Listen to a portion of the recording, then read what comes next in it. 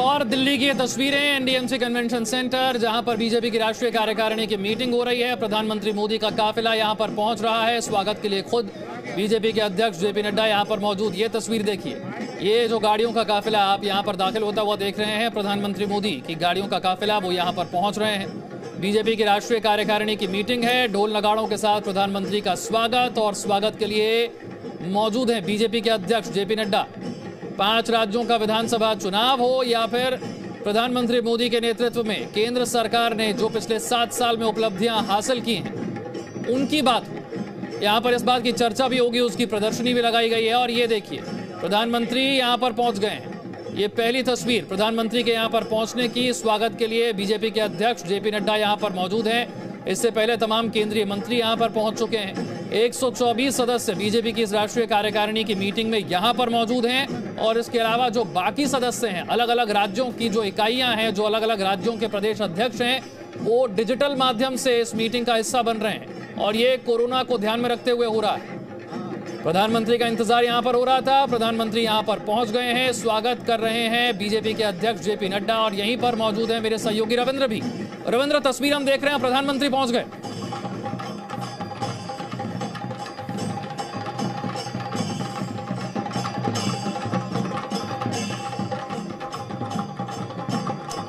रविंद्र, आप मुझे सुन पा रहे हैं? तो प्रधानमंत्री यहां पर पहुंच गए, जो तस्वीरें हम देख रहे हैं।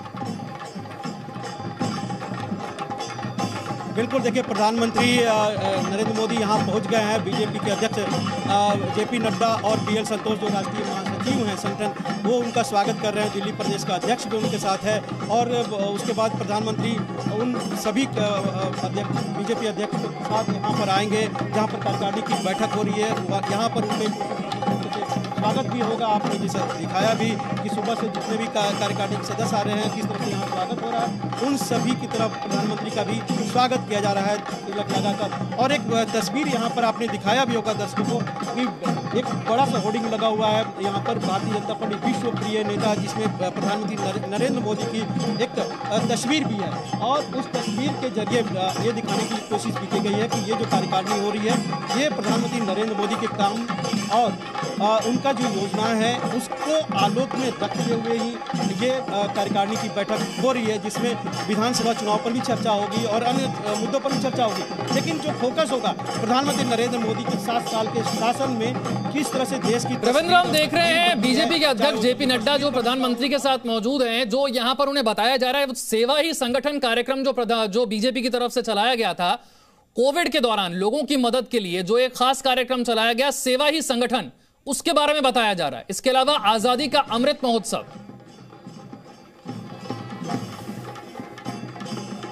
बिल्कुल, आप देखिए कि सेवा ही संगठन, इसमें करोड़ों लोगों को बीजेपी ने संगठन के तौर पर जोड़ा भी है। उनकी जो भी सहूलियतें हो सकती है वो पहुंचाने की कोशिश की गई है। आपने देखा कि 8 लाख से ज़्यादा जो स्वयंसेवी डॉक्टर थे, उनको बीजेपी ने तैयार किया था कोरोना काल में। तो कहीं ना कहीं, चाहे राष्ट्रीय स्वयंसेवक संघ विचारधारा के परिवार हो या बीजेपी का अपना सेवा ही संगठन कार्यक्रम हो, ये पूरा कोरोना काल में जिस तरह करोड़ों लोगों के पास पहुँचने की, सीधे तौर पर पहुँचने की कोशिश की थी, उसका भी जिक्र होगा। तो सेवा ही संगठन एक ऐसी मुहिम थी जो प्रधानमंत्री नरेंद्र मोदी और बीजेपी के लिए, दोनों के लिए, लोगों के बीच में सीधे तौर पर पहुंचना, उनकी सेवा करने का एक मौका मिला था।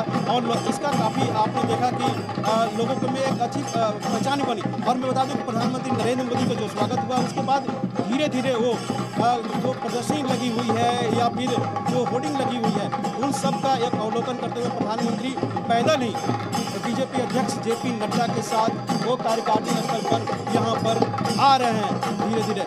और कहीं ना कहीं ये, हालांकि इसके पहले हम लोगों ने देखा था इसी स्थल पर जब कार्यकारिणी की बैठक होती थी, तो प्रधानमंत्री के लिए एक अलग रूट बना होता था। आज भी वो रूट बना हुआ है, वो सीधे उधर से जाते थे और फिर कार्यकारिणी स्थल पर पहुँच जाते थे। लेकिन आज देखने को मिला कि वो एनडीएमसी कन्वेंशन सेंटर है, इसके मेन गेट पर उतरे। वहाँ पर बीजेपी अध्यक्ष जेपी नड्डा और अन्य नेताओं ने उनका स्वागत किया। और उसके बाद प्रधानमंत्री उनके साथ धीरे धीरे पैदल चलते हुए, बातचीत करते हुए कार्यकारिणी के बारे में, यहाँ पर मीटिंग है उसके बारे में और तमाम तरह की बातें बीजेपी अध्यक्ष करते हुए वो सीधे कार्यकारिणी स्थल पर पहुँच रहे हैं। और आपको ये तस्वीर भी अभी हमारे कैमरे से, हालांकि आप दिखा रहे हैं तो, लेकिन हमारी अपनी कैमरे से ये तस्वीर आपको देख रहे हैं। प्रधानमंत्री नरेंद्र मोदी यहाँ पहुँच गए हाथ जोड़े हुए और पूरा कोरोना प्रोटोकॉल के तहत जिस तरह से मास्क लगाए हुए हैं वो मास्क खुद लगाए हुए हैं और उनके साथ बीजेपी अध्यक्ष जेपी नड्डा हैं जो यहाँ पर वाद्य यंत्र बज रहे हैं। हालांकि केरल के लोग हैं उनसे भी वो अभिवादन उनका कर रहे हैं और इसके अलावा जो छठ पर्व जो बिहार और भारत के महत्वपूर्ण पर्व होता है उसका भी अवलोकन प्रधानमंत्री कर रहे हैं। तो कहीं ना कहीं जेपी नड्डा बीजेपी अध्यक्ष उनके साथ है। प्रधानमंत्री नरेंद्र मोदी सबका अभिवादन करते हुए आप देख सकते हैं तस्वीरों में कि किस तरह से अभिवादन करते हुए पैदल ही इतनी दूर से आए हैं जहां मेन गेट से और सबका स्वागत करने के बाद अब प्रधानमंत्री बीजेपी अध्यक्ष जेपी नड्डा से कुछ बातचीत करते हुए, हालांकि देखिए जेपी नड्डा कह रहे हैं बीजेपी अध्यक्ष की प्रोटोकॉल की तरफ जो आपका गेट बना हुआ प्रधानमंत्री का गेट जो बना हुआ आप क्या उधर से चलना चाहेंगे? प्रधानमंत्री ने कहा जो कार्यकारिणी के जो सदस्य जिस गेट से गए हैं मैं उसी गेट से जाऊँगा और आप देखिए कि जिस गेट से चाहे अमित शाह हो खुद नड्डा गए हो बीजेपी अध्यक्ष या फिर राजनाथ सिंह या दूसरे कार्यकारिणी के सदस्य गए हैं उसी गेट से वो कार्यकारिणी स्थल पर गए हैं। और जैसा कि मैं बार बार जिक्र करता है एक भव्य यहाँ पर एक तस्वीर है जो छठ पर्व होता है बड़ा पवित्र पर्व माना जाता है बिहार के लिए और पूर्वांचल के लिए।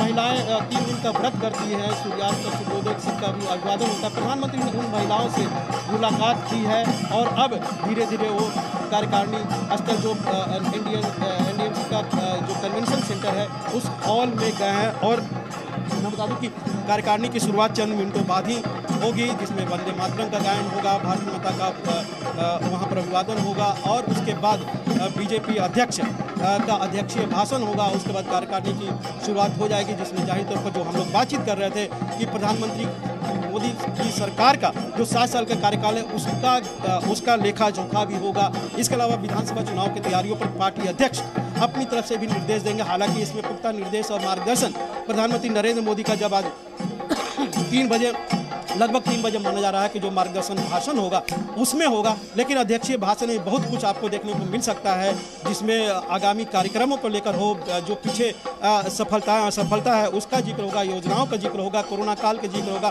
प्रधानमंत्री नरेंद्र मोदी की सरकार के वैश्विक स्तर पर जो पहचान बनी है उन सब का जिक्र होगा अध्यक्षीय भाषण में। उसके बाद एक राजनीतिक प्रस्ताव होगा, राजनीतिक प्रस्ताव में भी कम बेश वही बातें होगी जो लगभग अध्यक्षीय भाषण में होता है।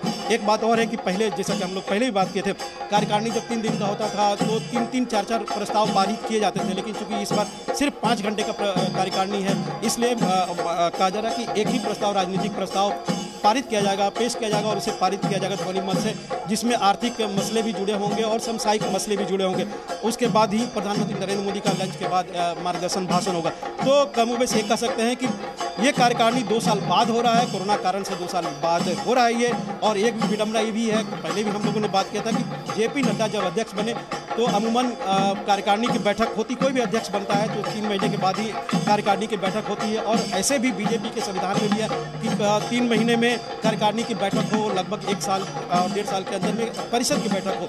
लेकिन कोरोना काल में कारण से अध्यक्ष तो बन गए जेपी नड्डा बीजेपी के, लेकिन कार्यकारिणी का जो बैठक है वो अब जाकर हो रहा है, लगभग 2 साल बाद हो रहा है। तो ये भी एक विडंबना ही कह सकते हैं कि कोरोना ने न सिर्फ महामारी फैलाया बल्कि बीजेपी के लिए राष्ट्रीय कार्यकारिणी जिसमें पार्टी के नेता आपस में बैठ के मंथन करते थे उसको भी दूर किया। बहरहाल जो बैठक कह सकते हैं कि ये बैठक शुरू हो गई है राष्ट्रीय कार्यकारिणी जिसमें प्रधानमंत्री नरेंद्र मोदी भी मौजूद है और मंथन चलेगा फिर अगले 5 घंटे तक भी आगामी विधानसभा चुनाव जिसमें योगी आदित्यनाथ भी हम मौजूद है, कैसे जीता जाए, कैसे विपक्ष जो लामबंद होने की कोशिश कर रहा है उसकी काट क्या हो सकती है और जो हार हुई है हाल फिलहाल में चाहे वो हिमाचल प्रदेश हो, राजस्थान जहाँ पर बुरी तरह से हार हुई है उसको लेकर क्या रणनीति बनाई जाएगी जिससे पार्टी फिर से। रविंद्र, हम तस्वीर देख रहे हैं अंदर मंच पर प्रधानमंत्री जो कार्यक्रम स्थल है वहां पर पहुंच चुके हैं। अब यहां से आगे क्या होने जा रहा है? जैसा कि बिल्कुल मंच पर पहुंच सबका अभिवादन करने के बाद एक भारत माता की तस्वीर होती है जहां पर दीनदयाल उपाध्याय की भी तस्वीर होती है, श्यामा प्रसाद मुखर्जी की, वहां पर वो दीप जलाएंगे। उसके बाद वंदे मातरम का गायन होगा। वंदे मातरम के गायन के बाद मंच बीजेपी अध्यक्ष जेपी नड्डा संभालेंगे और वही पूरे 5 घंटे तक मंच का संचालन करेंगे। बीजेपी की संविधान के अनुसार जब कार्यकारिणी की बैठक होती है या फिर परिषद की बैठक होती है तो अध्यक्ष ही मंच का संचालन करते हैं, खुद अध्यक्षीय भाषण भी देते हैं और कौन आगे आगामी जो कार्यक्रम होने वाले हैं उसका भी वही जिक्र करते हैं। तो वंदे मातरम के बाद बीजेपी अध्यक्ष जेपी नड्डा का अध्यक्षीय भाषण शुरू हो जाएगा। बिल्कुल, जिस वक्त प्रधानमंत्री यहां पर पहुंचे, बीजेपी के अध्यक्ष जेपी नड्डा ने उनका स्वागत किया और उसके बाद एक एक करके उन तमाम योजनाओं की झलक जो पिछले 7 साल में केंद्र सरकार की तरफ से चलाई गई और प्रधानमंत्री का जो विजन है उसके बारे में किस तरह से यहां पर प्रदर्शनी लगाई गई है उसके बारे में बताया जेपी नड्डा ने। और अब से कुछ देर में बीजेपी के अध्यक्ष जेपी नड्डा के संबोधन के साथ राष्ट्रीय कार्यकारिणी की शुरुआत होगी, समापन होगा प्रधानमंत्री मोदी के संबोधन के साथ। यहां से निकलने वाली हर तस्वीर, हर खबर आप तक पहुंचाएंगे। Presenting V News app available on Google Play and App Store. Download it now.